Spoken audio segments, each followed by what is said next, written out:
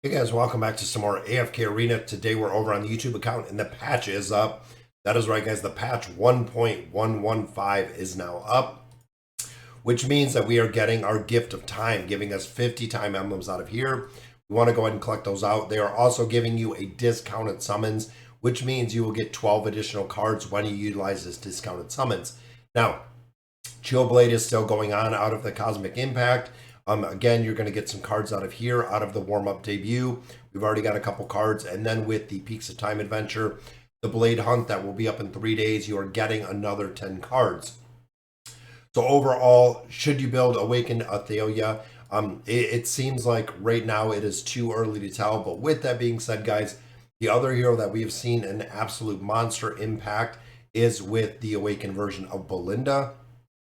So she has actually been probably one of the most successful heroes that we've ever seen with the Abyssal Expedition. So personally, what I would do, the trial version is going to be up tonight, which means Celestial Sanctum is going to be one that you can definitely look at. You remember the trial version you do get for 3 days. So Friday to Sunday, I would borrow her on Friday for that trial version. If you're utilizing her, make sure you use her for Friday. Make sure you use her for Sunday. So you can try to push, at least 60 plus floors within the Celestial Sanctum utilizing the trial version of Athalia. When it comes to building the heroes out themselves, I would wait at this point. Again, when you look at the gift of time, we'll go ahead and we'll pick up our emblems, but the time, we have 14 days. So this gives you 2 weeks to get those discounted emblems or the discounted summons out of here. Ultimately, I would wait to do those summons. The reason being, we don't know the utilization of the Awakened version of Athalia, and also with everything coming up within the Twisted Realm, the Cursed Realm, things of that nature, we'll be able to see within the Hellscape exactly where she's going to be used, because these are going to be up relatively soon. Now again, looking at tier list, looking at things in regards to our Awakened heroes, honestly, the priority one is still the Awakened version of Solus. Just for the simple fact, guys, she is still being utilized all kinds of places. We're still seeing her in a lot of formations. One thing that we are noticing, though, is the damage is not really as high. We're starting to see a lot of the newer heroes really eclipse on damage. But again, she is support for some of those roles. And a hero like Athalia that is a lot more kind of survivability based. It might take a little bit more to keep her alive, where an Awakened version of Solus could definitely come in hand. If you're running Solus and Eevee together to keep Athalia up, it could definitely work in hand with having these heroes. But like I was saying, guys, with the Awakened version of Belinda, so far 2023, really looking at the overview, we got the Awakened version of Belinda, we got Matria, and now we have the Awakened version of Athalia. Right now, Awakened Belinda, of course, the dominant one in so many different game modes. Matria, a lot of people are not building. That's kind of the what we've seen. Even looking at all of the guides for the Abyssal Expedition, even looking at a lot of different areas. The Awakened version of Solus is still in all those areas. Belinda is just the best in slot for pretty much any damage dealing team comp within the Abyssal Expedition. But Matria is not present at all. So it's kind of interesting to see that we are not seeing Matria represented within the Abyssal Expedition at all. And another hero that is really making a huge impact is, of course, Rem. So Rem, with the damage that she puts out, guys, Awakened version of Belinda, Rem, and Athalia early tests. So, of course, because Athalia is up right now, a lot of players have tested Athalia within the Abyssal Expedition. It seems like on the final boss comps, I think Zero was testing it. She did about 9 billion damage, which is a lot more than what we're seeing with some of the other team comps, but definitely slotting her in if you got her, build her up. I'm sure there are a lot of whales that already do have her unlocked, that have her built up, that are really running with her in that game mode. With that being said, guys, I would go ahead and save my time emblems, see exactly where she comes out.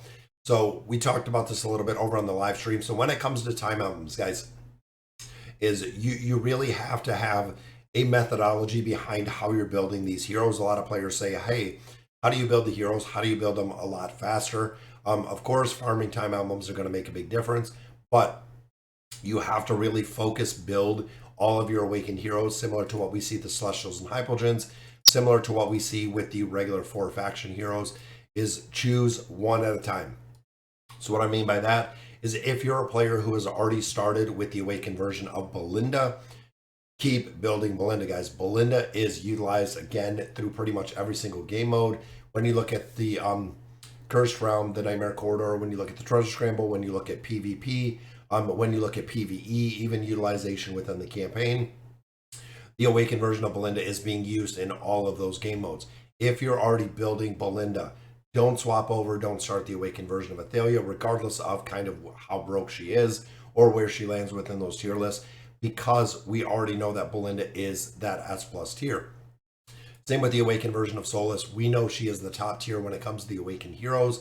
Absolutely, if you have already started building her out, finish her out. I know one of the comments we got this on Sunday was, I already have Baden up to Mythic Plus. Should I finish him out? Absolutely, guys. Utilize the time cards that we just got today with the discounts, plus what you're getting from the events going on. If you're already building them up, if you already have them past pretty much legendary, I would really take a hard look at the list. Maybe if you have legendary in one copy or not even legendary plus, might be worth switching and picking another awakened hero at that point. But ultimately, guys, most all of them have a place. When you look at Thane, definitely has a place within the Treasure Scramble. He is definitely one of the best in slot teams. We have Belinda, Brutus, of course, in a lot of comps. The awakened version of Solus in a ton. Baden is in a ton. Right now, Taylene is kind of out. I would put her even a little bit further down. Doesn't seem like, short of the Celestial Tower, she has a utility anywhere. Athalia is yet to be seen. Aziz is one I would absolutely not build. And it's funny because I use his animated avatar frame because we did the swap and I don't have him, but I still got the frame, which is pretty cool. Matria is another one, guys, I wouldn't prioritize building just for the fact that she's used a couple different places. But with the awakened version of Belinda, the awakened version of Athalia, it seems like she's probably going to have a little less utility. And there are some subcomps in there if you're not running her, including the original version of Taylene. So when it comes to them overall, guys, again, if you're already building out the heroes, if you've already put time and effort into those heroes, guys, make sure that you continue building them out. Now, general rule, this is the way that I do it, is when I look at my time emblems, I start summoning. If you're not a whale, if you're not buying the time emblems, anything like that, I start summoning the heroes when I hit about 300 time emblems. That 3 to 500 window is going to be the ideal spot. So if you're sitting on, let's say from this event, you're sitting on 80 time emblems, is it time to start building a new awakened hero? Absolutely not, guys. If you look at that, you might have one, you might have two copies, three if you're really, really lucky. The goal of saving the time emblems to build the heroes is you want to get them at a very minimum up to that mythic. That way you can get the signature item, you can unlock up a lot more of their skills. But really the 300 to 500 time emblems is really the sweet spot. A lot of players were saying, like Alfredos was saying, 500 time emblems. Once you hit 500, look at tier list, choose which hero you're going to build, go from there. That way you don't have a bunch of half-built time or half-built awakened heroes, which is where a lot of players are kind of stuck. I know the same with Javid. Javid focuses one at a time. Again, the way that I do it, pick one specific awakened hero. That is going to be your choice. That is going to be your build. Pump all of your time emblems in there. Pick one Celestial Hypogen at a time. Those are going to be Diamonds and Stargazer card focus. So we just built Olgath, but that will be the focus, guys, is when you're looking at one Celestial or Hypogen hero at that time. And then, of course, we have the primary 4 factions that you can really build one hero at a time, depending on your utility.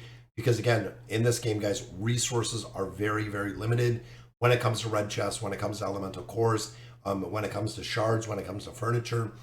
They are very, very finite resources, meaning that you're going to have to utilize a lot of resources to get copies of these heroes to really be successful. Not only the copies of heroes, but then building out the heroes makes a big, big difference when it comes to the ability to make progression within AFK Arena. All right, guys, so that'll do it for today's video. Voice sounding a little bit better, feeling a little bit better, so we are getting there.